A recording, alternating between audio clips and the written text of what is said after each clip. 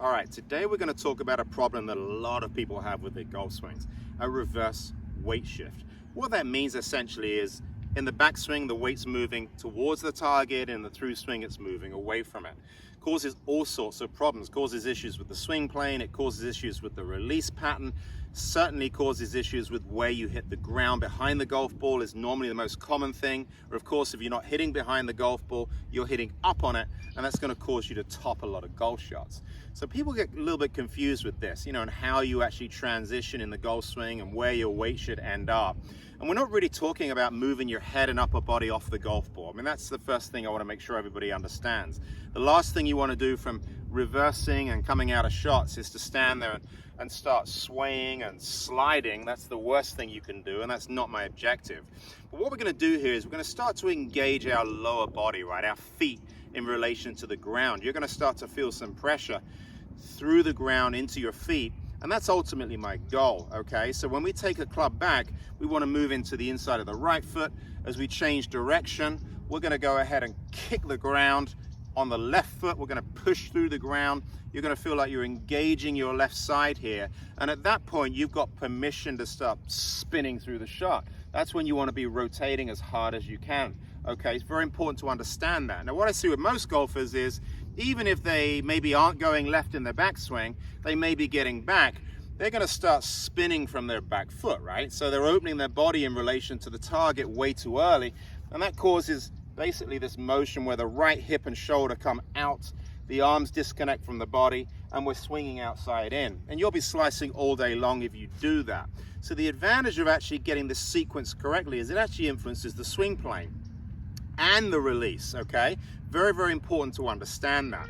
So obviously what we want to do here is we want to make sure as we go into the right side, we change direction by gliding forward before we rotate. That's extremely important. If I do that down the line, you're going to see here, if I go to the top of my backswing and I have some movement into my left side, it keeps my back facing the target considerably longer. And as a result of that, my arms have got room to drop down in front of me. And that's what we want when we come into impact. We want the club in front of us. We don't want to be spinning with the club way behind us. Again, you'll be hitting balls out to right field all day long if you do that. All right, so let's get started. The drill that's going to work pretty much for everyone is called a step drill.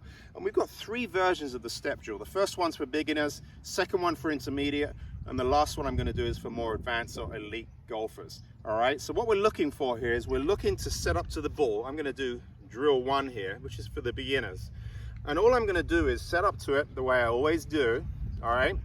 And as I go to the top of the backswing, I'm going to lift my foot in the air, and when I start down, I'm going to put it exactly the same place it started. So again, I'm lifting my foot, I'm bringing it straight back down. Now, the advantage of this, obviously, in order for me to lift my foot, I'm going to have to engage my right foot, my back foot. So it's going to give you that feeling of moving into the right side, into the trail side. So you've got something to push off from, and that's ultimately what we want. So I'm going to go ahead and hit one.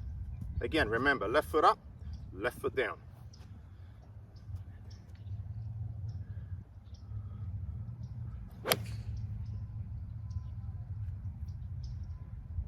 There you go, happy with that. Okay, so that's drill number one. Now, for those of you that have been playing a few years, give this one a go. It's going to be pretty much the same idea, but what we're going to do here is we're literally going to take a step as we transition.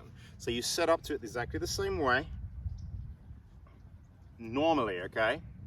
And then what we're going to do is we're going to bring the left foot right up against the right foot, and as we take it back, we step, and then we finish. All right, important to understand, you step first. All right, we don't want to go to the top and pull the arms down before we've taken a step.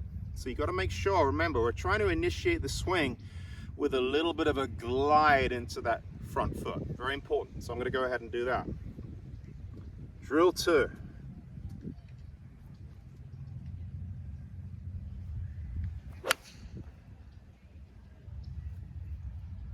Notice I'm finishing in the same place. Pretty much everything that was behind the ball at the start of the swing is now finishing in front of it, and that's what we want, okay? And the last one is a modified version of what I just did for advanced players, and that's when you literally take a full step through the shot. Okay, you're going to bring your right side after you move that weight forward. You're you're going to bring your right side and just allow it to swing down the fairway. You may recognize a player that actually did this when he used to compete, Gary Player. He did okay. So let's see if we can do that. Go ahead and bring my right foot to my left. Now I'm going to go ahead. And there we go. So you can see there I'm not backing up through the golf shot, right? I don't have my spine moving up and out. I don't have my left shoulder working up immediately, which is what I see from so many golfers.